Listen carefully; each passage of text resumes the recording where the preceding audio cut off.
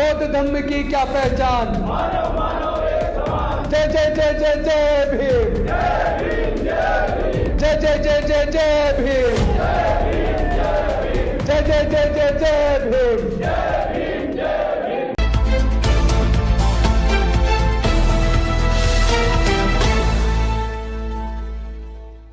एक सवाल का जवाब दे दो,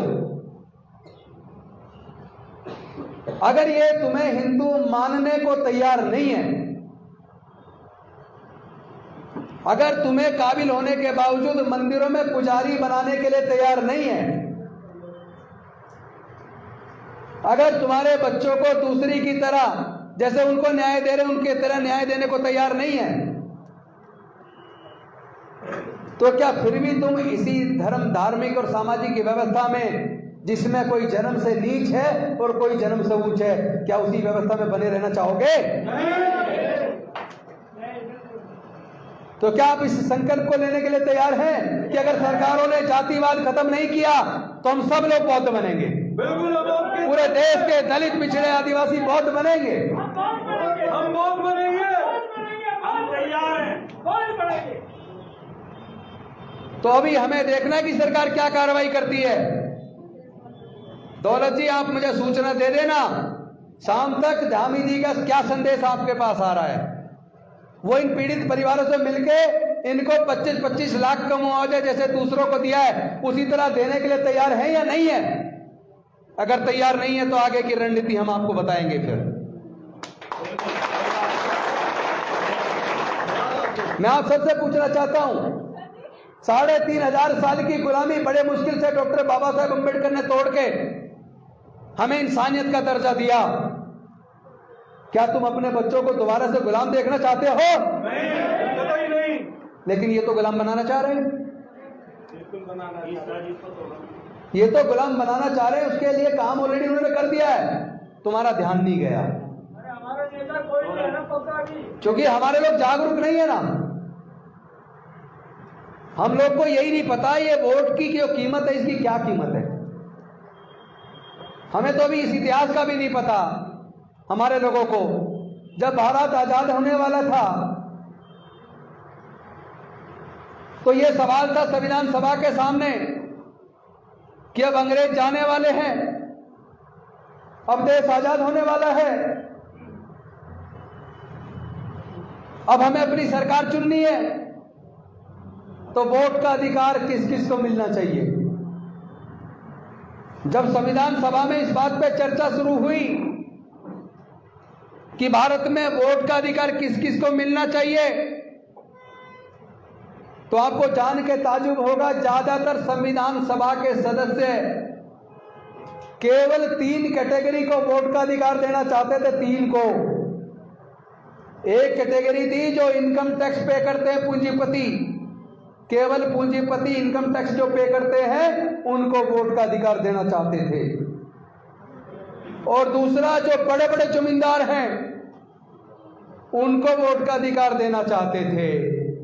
और तीसरा जो ग्रेजुएट हैं उनको वोट का अधिकार देना चाहते थे। तब डॉक्टर बाबा साहेब अम्बेडकर जी ने सोचा कि हिंदू धर्म शास्त्रों में लिख कर हमारे लोगों को 3500 साल तक पढ़ने लिखने पर, स्कूल में प्रवेश पर धार्मिक बंदिश थी। इस वजह से हमारे लोग पढ़ नहीं पाए, तो ग्रेजुएट नहीं हो पाए। तो फिर जब ग्रेजुएट नहीं हो पाए तो हमारे लोगों को इसका मतलब है ये वोट का अधिकार देना नहीं चाहते। दूसरा उन्होंने सोचा धर्मशास्त्रों में लिखकर हमारे लोगों के व्यापार करने पर और संपत्ति रखने पर धार्मिक बंदिश थी। इस वजह से हमारे लोग ना तो व्यापारी बन पाए ना जमींदार बन पाए, तो फिर वो इनकम टैक्स पे ही भी नहीं बन सकते थे। इसका मतलब यह हुआ देश के दलितों, पिछड़ों, आदिवासियों को और देश की महिलाओं को वो लोग वोट का अधिकार नहीं देना चाहते। संविधान सभा के सदस्य, यानी कि केवल 5% लोगों को वोट का अधिकार मिलना था। तो डॉक्टर बाबा साहेब अम्बेडकर संविधान सभा के सामने अड़ गए। उन्होंने कहा कि केवल इनकम टैक्स पेई को या बड़े जमींदारों को या बड़े पूंजीपतियों को वोट का अधिकार नहीं मिलेगा, बल्कि भारत में रहने वाले सभी लोगों को समान रूप से वोट का अधिकार मिलेगा और सबकी वोट की कीमत बराबर होगी। लेकिन जरा सोच के देखो, अगर डॉक्टर बाबा साहेब अंबेडकर हमारे आपके सबके लिए नहीं लड़ते और देश में केवल 5% लोगों को वोट का अधिकार मिला होता, तो क्या कोई तुम्हारे बच्चों के लिए स्कूल अस्पताल खुलते? क्या कोई तुम्हारे बस्ती में कोई विकास का काम होता? अरे हमें सबको, देश की महिलाओं को, दलितों को, पिछड़ों को, आदिवासियों को पूरे जीवन डॉक्टर बाबा साहेब अंबेडकर का सम्मान करना चाहिए कि उन्होंने हमें वोट का अधिकार दिलाया और सबके वोट की कीमत बराबर। लेकिन हम लोगों ने क्या किया? हमने अपने उस वोट की कीमत को नहीं समझा। हमने शराब की बोतल में 1500 रुपए में 10-5 किलो अनाज में अपना इस वोट के अधिकार को बेच दिया। और हम लोग ये भूल गए, जिन पूंजीपतियों के पैसे से ये हमारी वोट खरीद रहे हैं, उन्हीं पूंजीपतियों के हाथों वो पूरा देश बेच रहे हैं। बेच दिया ना, इंडियन रेलवे बेच दिया, एयर इंडिया बेच दिया, एयरपोर्ट बेच दिए, पेट्रोलियम कंपनियां बेच दी, गैस कंपनियां बेच दी, इंश्योरेंस कंपनियां बेच दी, बैंक बेच दिए, बाल्को बेच दिया, नाल्को बेच दिया, आईटीडी के होटल बेच दिए। देश के जितने उपक्रम थे ज्यादातर इस सरकार ने बेच दिए। चूंकि या तो देश के लोगों को सक्षम बनाया जा सकता है या फिर अपने किसी दोस्त को बनाया जा सकता है। तो मोदी जी के दोस्त जिनका पूंजीपतियों की लिस्ट में जो 207वें नंबर पे थे पूरे दुनिया में, 8 साल की सरकार इनकी हुई है, 8 साल में उन्हें इन्होंने 3रे नंबर पे पूरे दुनिया में अमीर बना दिया। तो या तो दोस्त को बना सकते हैं या देश को बना सकते हैं। तो देश को गरीब बना के बेच दिया और अपने दोस्त को अमीर बना दिया। और हम लोग अपनी वोट फ्री में शराब की बोतल में 10-20 किलो अनाज में और 1500 रुपए में बेच रहे हैं। तो गलती किसी और की नहीं है, हमारी है। इसलिए हमें न्याय व्याय नहीं देंगे। न्याय चाहिए तो अपनी ताकत को पहचानो, सामाजिक रूप से सब लोग एकजुट हो जाओ और ऐसी सामाजिक व्यवस्था को ठोकर मार दो जो कोई तुम्हें जन्म से नीच बनाती हो। ऐसी सामाजिक व्यवस्था की हमें जरूरत नहीं है। हमें न्याय चाहिए और मान सम्मान और स्वाभिमान का जीवन चाहिए। और शेर बनो। बाबा साहब कह के गए, बलि तो बकरों की दी जाती है, शेर बनो शेर। जीवन लंबा बेशक ना हो, छोटा हो, पर स्वाभिमान से भरा हुआ होना चाहिए। तो मैं आप सबसे निवेदन करता हूं, आप लोग इनकी साजिशों को समझो। बाबा साहब ने तो हमारे पढ़ने लिखने के रास्ते खोले, आगे बढ़ने के रास्ते खोले, लेकिन इन्होंने वो सारे रास्ते बंद कर दिए। इन्होंने धीरे धीरे एजुकेशन इतनी महंगी कर दी कि हमारे लोग पढ़ ही ना पाए, और सरकारी स्कूलों को इतना बेकार कर दिया जहां से पढ़ के केवल मजदूर पैदा हो, कोई अफसर पैदा ना हो। जानते हो ये सब क्यों किया? अब मैं केवल 2 मिनट और बोलूंगा, इससे ज्यादा नहीं, क्योंकि ये खुलासा करना बहुत जरूरी है। हमारे लोग ज्यादा सोचते नहीं, चिंतन नहीं करते। हमने इस पे सर्वे किया कि देश के सर्वोच्च न्यायालय और उच्च न्यायालयों में जितने जज हैं वो सरकारी स्कूल से पढ़े हैं या प्राइवेट से पढ़े हैं। दूसरा, हमने ये सर्वे किया, देश में जितने ब्यूरोक्रेट्स हैं, आईएएस, आईपीएस, डॉक्टर, इंजीनियर, जज, कलेक्टर, साइंटिस्ट, प्रोफेसर, वो सरकारी स्कूल से पढ़े हैं या प्राइवेट से पढ़े हैं।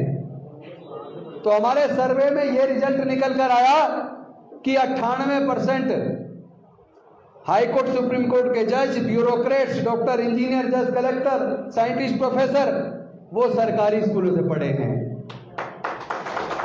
इसका मतलब सरकारी स्कूल तो बहुत अच्छे थे। फिर ये क्या हुआ कि अचानक अब से 30-40 साल पहले सरकारी स्कूलों को कमजोर करना शुरू कर दिया और प्राइवेट स्कूल खोलने शुरू कर दिए। और जो जो प्राइवेट स्कूल खुलते चले गए, वैसे ही सरकारी स्कूल कमजोर होते चले गए। और आपको शायद पता ना हो, आरटीआई से जो आंकड़े निकल कर आए हैं सूचना के अधिकार से, पिछले से 15 से 20 सालों के अंदर देश के अंदर 1.5 लाख से ज्यादा सरकारी स्कूल बंद हो गए। मैं कह रहा हूं पूरे देश में 1.5 लाख से ज्यादा सरकारी स्कूल पिछले 15 से 20 सालों में बंद हो गए। क्या देश की जनसंख्या कम हो गई है? जनसंख्या तो बढ़ी है।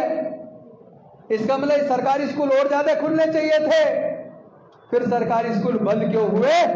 बंद इसलिए हुए, उनको ये तकलीफ हो गई कि सरकारी स्कूलों से पढ़ के गरीबों के बच्चे इंजीनियर बनने लगे, डॉक्टर बनने लगे, जज बनने लगे, कलेक्टर बनने लगे, प्रोफेसर बनने लगे, साइंटिस्ट बनने लगे। अगर इसी तरह गरीबों के बच्चे पढ़ेंगे तो उनकी फैक्ट्रियों में सस्ते मजदूर कहां से आएंगे? वो आप लोगों को मजदूर बनाए रखना चाहते हैं।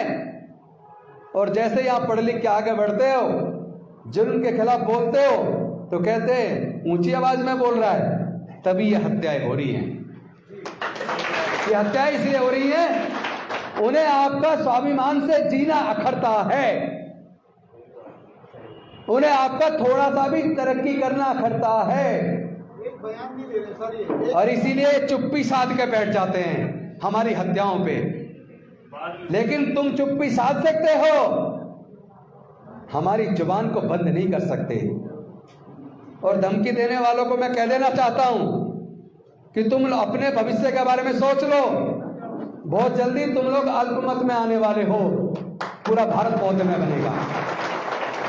जो लोग जुल्म के शिकार हैं उनकी संख्या 80% से ज्यादा है, और जो जुल्म करने वाले हैं उनकी संख्या 5% से भी कम है। तो 80% लोग अब जुल्म सहने के लिए तैयार नहीं है। वो आने वाले समय में ऐसी सामाजिक व्यवस्था को लात मारने वाले हैं जो उन्हें गुलाम बनाती है। तो बौद्ध में भारत तो बनेगा। अगर आपको थोड़ी सी भी समझ हो तो इस बात को समझ लो, कुदरत ने सबको इंसान पैदा किया है, इसीलिए पूरे दुनिया में जाति नहीं है, जाति चालाक इंसानों ने भारत में बनाई है।